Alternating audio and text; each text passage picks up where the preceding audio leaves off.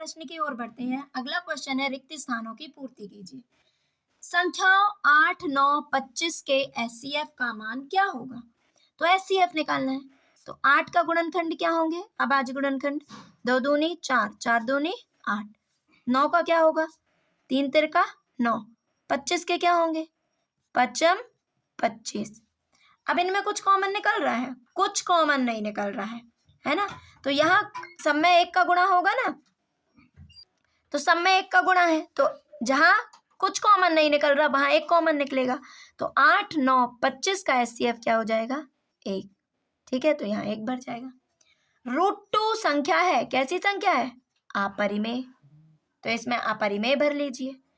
135 और 225 का एचसीएफ, तो 135 का निकालना है, ठीक है ना? तो 135 के अभाज्य गुणनखंड निकाल लो सबसे पहले, है ना? तो 135 के निकालते हैं, चलो। तो किससे जाएगा? 3 चौके 12, 1 बचा 3 पाँचे 15, 3 एकम 3, 3 पाँचे 15, 3 पाँचे 15, 5 एकम 5। ठीक, अब 225 के निकाल लो, तो क्या हो जाएगा? 3 साते 21, 3 पाँचे 15, 3 दूनी 6, 1 बचा 3 पाँचे 15, पचम 25, 5 एकम 5। ये हो गया। तो अब इनमें देखो 135 के क्या निकले हैं? 3 गुणित 3 गुणित 3 गुणित 5। और 225 के क्या निकले हैं? 3 गुणित 3 गुणित 5 गुणित 5। चलो जोड़े बनाओ, एक 3, दूसरा 3 और एक 5। तो क्या हो जाएगा? 3 गुणित 3 गुणित 5, 3 तिरका 9, 9 पना 45। तो क्या हो जाएगा एचसीएफ इनका?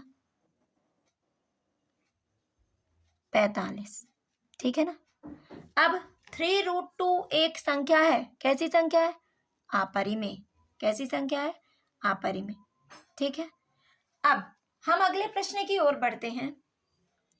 सत्य असत्य लिखिए। एक प्राकृत संख्या का अभाज्य गुणनखंड उसके गुणनखंडों के क्रम को छोड़ते हुए अद्वितीय होता है ना? तो ये आपने अंकगणित का आधारभूत प्रमेय पढ़ा होगा, है ना? तो वही है कि यदि हम, जैसे ये क्रम है, क्या सब संख्या का ऐसा ही होगा? है ना? नहीं, ये जो क्रम, यदि हम क्रम को ध्यान ना दें तो प्रत्येक संख्या का जो अभाज्य गुणनखंड होता है अद्वितीय, मतलब जिसके समान कोई दूसरा ना हो, तो ये क्या हो जाएगा? सत्य। क्या हो जाएगा? सत्य। प्रत्येक अपरिमेय संख्या एक वास्तविक संख्या होती है। अपरिमेय संख्या, तो वास्तविक संख्या क्या होती है? सभी परिमेय संख्याओं और अपरिमेय संख्याओं का समूह क्या होता है? वास्तविक संख्या। क्या √2 एक वास्तविक संख्या है? हाँ, अपरिमेय संख्याएं भी वास्तविक संख्याएं होती है ना, तो ये क्या हो जाएगा? सत्य। प्रत्येक वास्तविक संख्या एक अपरिमेय संख्या होती है, तो वास्तविक संख्या 2, क्या 2 एक अपरिमेय संख्या है? नहीं है, है ना? तो ये क्या हो जाएगा? असत्य। अब 15 और 21 का एलसीएम 105 है, तो चलो निकाल लेते हैं। तो 15 के अभाज्य गुणनखंड क्या होते हैं? 3 पाँचे 15। 21 के क्या होते हैं? 3 साते 21। तो एलसीएम निकालना है हमें इनका, तो क्या हो जाएगा? 3 यहाँ भी आया है, यहाँ भी आया है, तो ये नहीं कि 2 बार लिख लोगे, 1 बार लिखोगे 3। अब यहाँ क्या है? 5 और यहाँ क्या है? 7। तो 3 पाँचे 15, 15 सत्ते 105। कितना आ रहा है? 105 आया है क्या? हाँ, तो ये क्या हो जाएगा? सत्य। अब 1/√2 एक परिमेय संख्या है, ये क्या हो जाएगा? सत्य हो जाएगा। दो संख्याओं का गुणनफल उनके एचसीएफ और एलसीएम के गुणनफल के बराबर होता है ना? हमने पढ़ा है ये एक पार्ट में। दो संख्याएं ए और बी हैं और उनका एचसीएफ ये हो गया और एलसीएम इस तरह से पढ़ा है। तो दो संख्याओं का गुणनफल उनके एचसीएफ और एलसीएम के बराबर होता है, गुणनफल के बराबर, तो ये क्या हो जाएगा? सत्य। 26 91 का एचसीएफ 13 होगा, तो चलिए निकालते हैं। 26 का क्या हो जाएगा? 2 गुणित 13 और 91 के गुणनखंड क्या हो जाएंगे? 7 गुणित 13। चलो दोनों में कॉमन क्या है? 13 आ रहा है ना, एचसीएफ में कॉमन देखते हैं, तो यहाँ 13 आ रहा है, तो ये क्या हो जाएगा? सत्य। ध्यान दीजिए 1/√2 एक परिमेय संख्या है। ये परिमेय संख्या नहीं है, क्या है? अपरिमेय संख्या। ये क्या होगा? असत्य। मैंने गलती से लिख दिया था, ये क्या होगा? असत्य। 306 सही जोड़ी मिलाइए। अगला प्रश्न है 306 657 का एचसीएफ है। तो सबसे पहले एचसीएफ निकालते हैं अपन, है ना। तो हम सबसे पहले 306 के अभाज्य गुणनखंड निकाल लेते हैं। चलिए, 2 एकम 2, 2 पंचे 10, 2 तिया 6। अब किससे जाएगा? 3 पाँचे 15, 3 एकम 3, 3 एकम 3, 2 बचा 30 आते 21, 17 एकम 17। अब 657 का देखिए, है ना। तो 657 के लिए 3 दूनी 6, 3 एकम 3, 3 नाम 27 आते 21, 3 तिरका 9। अब क्या जाएगा? ये किसी से नहीं जाएगा, है ना, किसी से। तो 73 एकम 73। चलो, अब एचसीएफ निकालना है। तो 306 के गुणनखंड क्या है? 2 गुणे 3 गुणे 3 गुणे 17। और 657 के क्या है? 3 गुणे 3 गुणे 73। तो इन दोनों में कॉमन क्या है? ये देखो जोड़े किस किस के बन रहे हैं। एक जोड़ा क्या है? 3 बाहर। दूसरा जोड़ा तो क्या है? 3 बाहर। तो एचसीएफ इनका क्या निकल आएगा? 3 तिरका 9। तो इसका राइट आंसर क्या होगा? 9। ठीक है, ये है। √2 संख्या है। √2 कैसी संख्या है? अपरिमेय। कैसी संख्या है? अपरिमेय। 9 27 का एलसीएम क्या है? तो 9 और 27 का एलसीएम, तो देखो 9 का अभाज्य गुणनखंड 3 गुणे 3 और 27 का क्या है? 3 गुणे 3 गुणे 3। तो सबसे ज्यादा बार 3 कहाँ आया है? 27 में। तो लिख लो इसको, ज्यादा बार वाला को। 3 गुणे 3 गुणे 3, 3 तिरका 9 तिया 27। तो इसका एलसीएम क्या आ गया? 27। अगले प्रश्न की ओर बढ़ते हैं। 96 और 404 का एचसीएफ लिखे। तो अभी अपन सही विकल्प में भी किए हैं, है ना। तो आप लोग देख लीजिएगा, इसका राइट आंसर क्या होगा? 96 और 404 का एचसीएफ 4। क्या होगा? 4।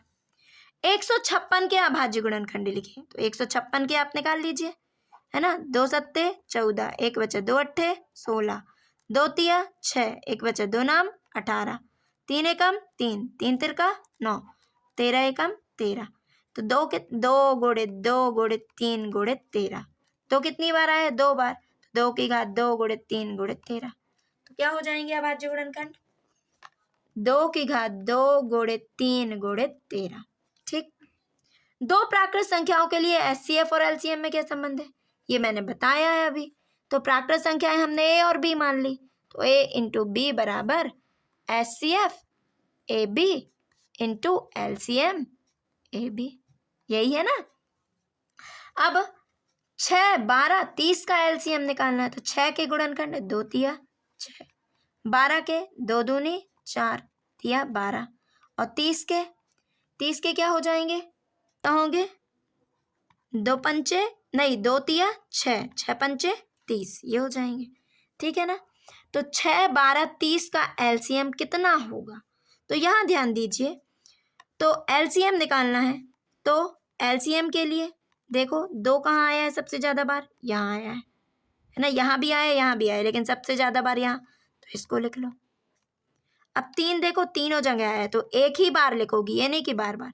अब बचा 5, तो 5 को भी लिख लो।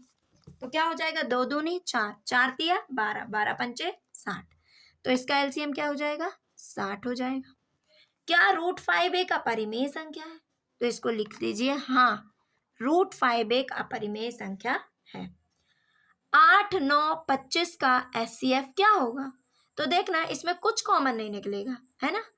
तो इसका एचसीएफ आप निकाल के देख लीजिए। 8 के गुणनखंड क्या हो जाएंगे? 2 दूनी 4 दूनी 8, 9 के क्या हो जाएंगे? 3 तिरका 9 और 25 के क्या हो जाएंगे? 5 25। तो इनमें कुछ कॉमन नहीं है, तो क्या हो जाएगा? एचसीएफ 1। अब आता है 5005 के अभाज्य गुणनखंड। तो चलिए निकालते हैं, है ना। तो 5 एकम 5, 5 एकम 5। अब देखिए एक आया लास्ट में, 7 से जाएगा क्या? 7 एकम 7, 3 7 चौके 28, 29 30, 7 से चला जाएगा। तो 7 एकम 7, 3 बचे 7 चौके 28, 29, 30, 2 बचे 7 तिया 21। अब क्या जाएगा? नहीं। अब देखिए और किससे जाएगा? संख्याओं से देते जाइए। 11, 11 एकम 11, कितना बचा? 3, 11 तिया 33, 13 एकम 13। तो क्या आया? 5 गुणे 7 गुणित 11 गुणित 13, ये हो गए। तो 5 गुणे 7 गुणित 11 गुणित 13, ये हो गया। ध्यान दीजिए यहाँ गलती हो गई है, हमने 94 का निकालना है, 96 का नहीं। तो 94 के अभाज्य गुणनखंड निकालेंगे, है ना। तो 94 के क्या होंगे? 2 चौके 8, 2 दूनी 4, नहीं 2 चौके 8, 1 बचा 2 सत्ते 14, 47 एकम 47, ठीक है ना। अब 404 के निकालते हैं। तो 2 दूनी 4, 2 दूनी 4, 2 एकम 2, 101 एकम 101। चलिए इन सब में यदि एचसीएफ निकालना है तो दोनों में देखो कॉमन क्या है। 94 का क्या निकला है? 2 गुणे 47, और 404 का क्या निकला है? 2 गुणित 2 गुणित 101। तो दोनों में कॉमन क्या आ रहा है? 2। तो इसका एचसीएफ क्या हो जाएगा? 2। आप सुधार लीजिएगा। Thank you for watching.